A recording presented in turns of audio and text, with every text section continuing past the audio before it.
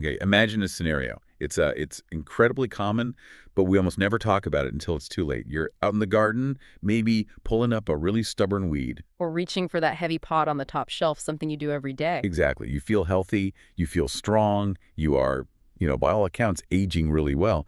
And this was the reality for a woman, Karen, 61 years old, whose case we looked at. She felt totally fine. And then in that split second of just normal effort, she felt a sudden, sharp snap in her back. And right there, the whole story changes. She goes from being this active, independent person to a patient. And the shock isn't just the pain, it's the confusion. Now, how did this happen? Yeah, the feeling of, I didn't fall, I wasn't in an accident, how did my own body fail me? That's it. That is the silent surprise we're unpacking today. We're doing a deep dive into a huge stack of research on osteoporosis and osteopenia. Clinical guidelines, physiology papers, some really game-changing studies like the Liftmore trial.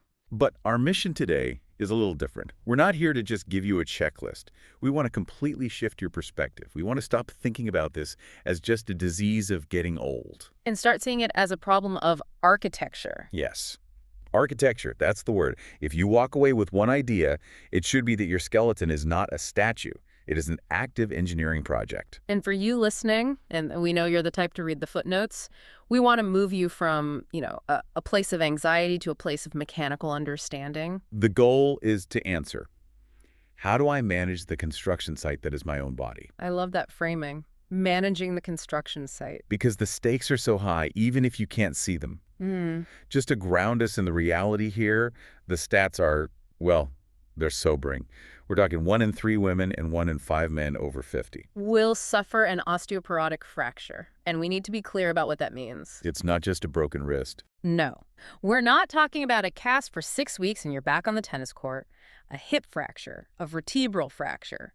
That can be a pivotal downturn in your independence. It changes everything. Your mobility, your confidence. Your mortality risk. So, understanding the mechanism before the break, that's an investment in your own future. Okay, so let's look at the blueprints. When I was reading the physiology papers, I had to completely unlearn my mental image of bone. I think most of us just picture, dry, white chalk. The museum skeleton. Static. Dead. Right. But inside your body, bone is one of the most dynamic tissues you have. It is constantly being turned over. You basically get a whole new skeleton every, 7 to 10 years? You are literally not the same person structurally you were a decade ago. And this turnover isn't random. It's a very specific, coordinated effort. The sources use this great analogy of a construction crew. Which is perfect. Yeah. It really clarifies what goes wrong. So we have 2 main teams on this site, right? Right. You've got your demolition crew and your construction crew. The demo crew are cells called osteoclasts. Okay. Their job is to move along the bone, latch on, and basically secrete acid to dissolve old, damaged bone. They dig the trenches. Which sounds bad, but it's actually necessary maintenance. You have to remove the old pavement before you can lay down a new road. Exactly. It's essential renewal. Then, right behind them, you have the osteoblasts. That's your construction crew. The builders. The builders. They move into those trenches and lay down a fresh protein matrix, mostly collagen, which then hardens into new bone. In a healthy young adult, it's a balanced budget. Demo crew takes out a bucket, builders put a bucket back in. So if that's the healthy state, what is osteoporosis? Are the builders just getting lazy? It's a coordination failure, a labor dispute, really, and this is where we have to talk about hormones, specifically estrogen. Think of estrogen as the site foreman. The context of bone, its job is to put a stop work order on the demolition crew. It keeps the osteoclasts in check. It's the regulator. Yes. But during menopause, when estrogen levels plummet, that foreman basically goes on a permanent vacation. And the demo crew goes wild. They go into overdrive, they work faster, they live longer, they start digging trenches that are much, much deeper than usual. All while the construction crew, the osteoblasts, are also aging and can't keep up. And that's what leads to the structural failure. It's not just that the bone is thinner, it's that the internal connections are actually severed. Precisely. We need to distinguish between the hard outer shell, cortical bone, and the spongy honeycomb inside, which is trabecular bone. Okay. In osteoporosis, the struts of that honeycomb don't just get thinner, they disconnect. It's like cutting the support beams on a bridge. Once a strut is gone, it's gone. Wow. That's a terrifying visual. But it explains why reversing this is so much harder than preventing it. There's no bridge for the builders to cross. Okay, so that brings us to how we measure all this. Mhm. Most people have heard of the DXA scan and the T-score, but looking at the data, the T-score feels a bit blunt. It is a blunt instrument, but it's the best starting point we've got. The T-score is just a statistical comparison. We take your bone density and we compare it to a peak healthy adult. A 30-year-old at their absolute strongest. And the score just tells you how far away you are from that peak. In standard deviations, yes. So let's define the zones. If my T-score is between -1 and -2.5, I'm in warning zone. Osteopenia. Correct. Osteopenia literally means poverty of bone. You've got lower mass, but you haven't crossed that diagnostic line. And if I'm at -2.5 or lower, that's the red zone. That's osteoporosis. That's the official threshold, yes. But, and this is a huge but, I found in the research, there's a paradox here. Most fractures aren't actually happening in the people with the worst T-scores. They're happening in the osteopenia group. Why? It's known as the prevention paradox. And it's just a numbers game. There are millions and millions more people walking around with osteopenia than with severe osteoporosis. So even though your individual percentage risk is higher with osteoporosis, the sheer volume of people in that osteopenia category means that's where most of the breaks actually come from. exactly. That completely flips the script on the whole, oh, I'm just in the yellow zone, I'm fine mentality. The warning zone is the action zone. If you wait until you cross that -2.5 line, you've missed a huge window of opportunity. So if the T-score isn't the whole story, what else should we be looking at? Well, density is just a proxy for strength. It's like measuring the thickness of the walls in your house. It matters, but you also need to know if the house is built on a landslide. Is a hurricane coming? Right. That's where a tool like FRAX comes in. FRAX, the Fracture Risk Assessment Tool. Yes. It's a calculator that looks at you as a whole person, not just a number. It factors in your age, which is the single biggest driver of risk. And other lifestyle things, right? Right. Do you smoke? Do you drink heavily? Did your parents fracture a hip? Have you taken steroids like prednisone? I have to ask, why does smoking matter for bone architecture? I get lungs, but bones. Smoking is directly toxic to the osteoblasts. It poisons your construction crew. And steroids are a double whammy. They kill the builders and they extend the life of the demo crew.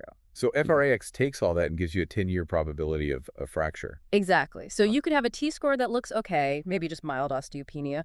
But if your FRAX score is high, your doctor might say, we need to act now. It's about treating the patient, not the number. I want to pivot to the psychological side of this, because there's this thing the sources call too fit to fracture. Let's say I get this diagnosis. My immediate instinct is I have to be careful. I shouldn't lift that box. Right, I shouldn't hike that rocky trail. I need to preserve what I have. It is the most intuitive reaction, and it is tragically the most damaging thing you can do. We call it fear avoidance behavior. Logic seems sound. My bones are fragile, so don't stress them. But the biology is the exact opposite. It's more aggressive than just use it or lose it. Bone is metabolically expensive. It costs your body energy to maintain. If you stop loading your skeleton, if you sit down to protect it, you're sending a signal. A very clear signal that says, we don't need this structure anymore. And the demolition crew ramps up to scavenge the materials. You're telling your body to dissolve the very thing you're trying to protect. So we have to send the opposite signal. Yeah. We have to prove to the body that the architecture is necessary, which brings us to exercise. And this is where the common knowledge seems to be lagging. I hear so many people say, well, I have low bone density, so I walk 3 miles a day. And look, walking is great. It's incredible for your heart, your mood, your metabolic health. I will never tell someone to stop walking. Good. But for building bone density, the evidence from the big meta-analyses is pretty clear. Yeah. Walking is usually not enough. Why not? I mean, I'm carrying my own body weight. Isn't that a load? It's a load your body is already completely bored with. Your skeleton adapted to carrying you around years ago. Well, To wake up those osteoblasts, the builders, you need something called high magnitude strain.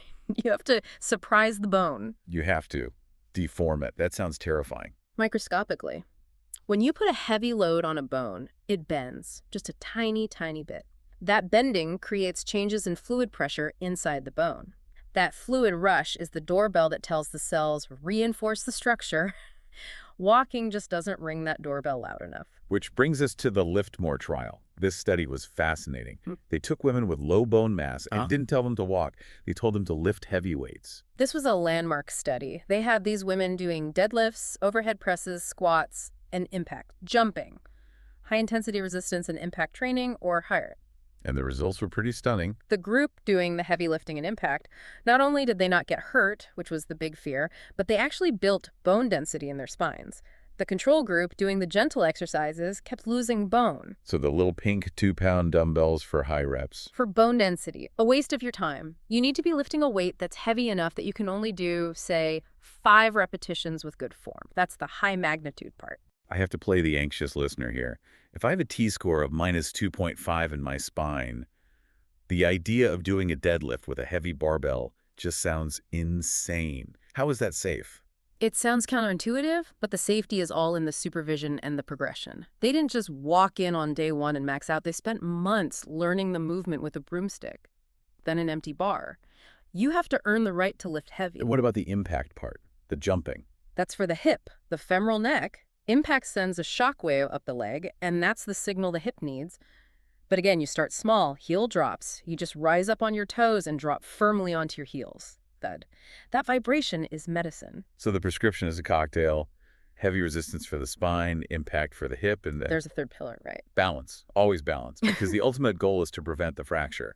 You can have bones of steel, but if you have terrible balance and fall down, you can still break something. That's where the Tai Chi research comes in. Exactly. Tai Chi mind-body training, it improves your proprioception, your sense of where you are in space.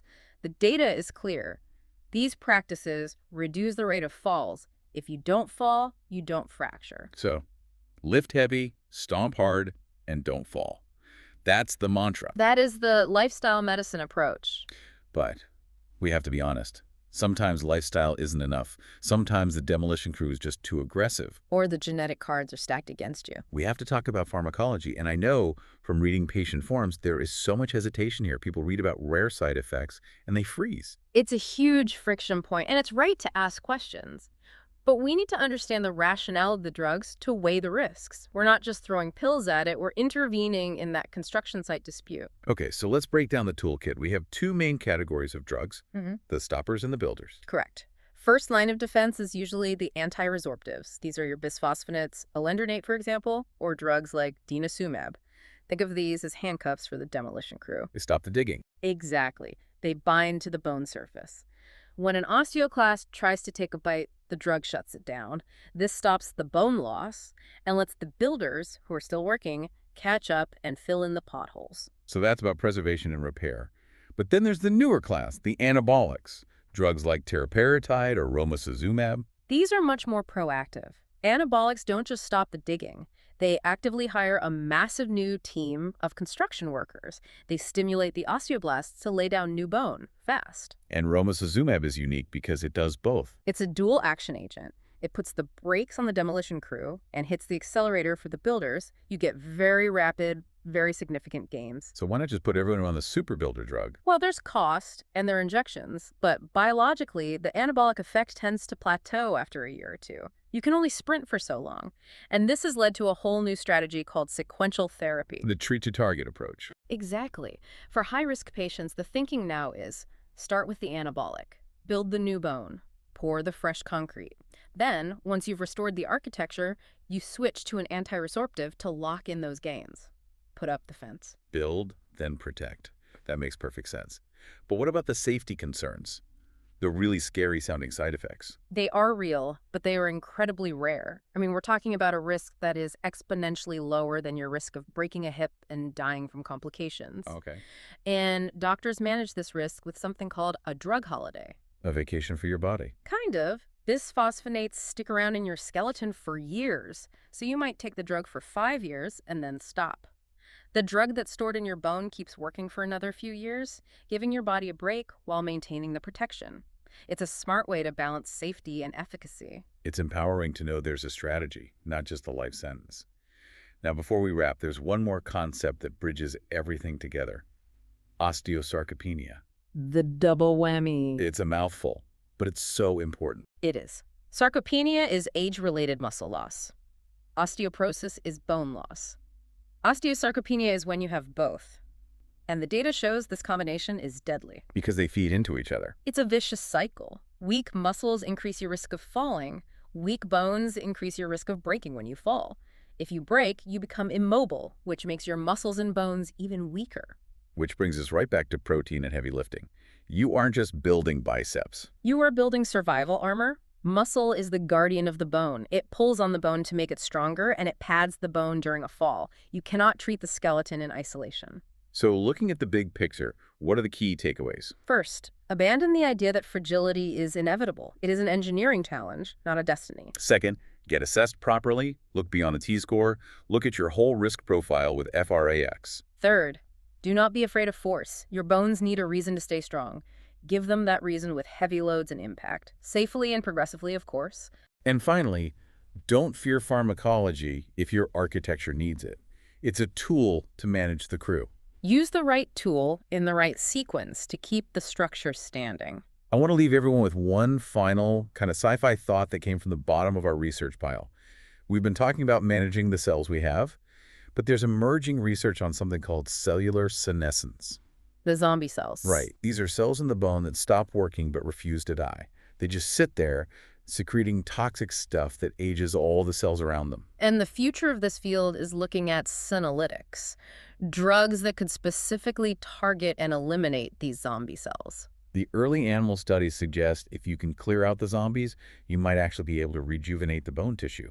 We're moving from just maintenance to maybe actual restoration. It's an incredibly hopeful horizon. But until the zombie-killing drugs arrive, your best bet is gravity. Pick up something heavy, put it down, and remind your skeleton it has a job to do. Couldn't have said it better myself. Thanks for diving in with us. We'll see you next time.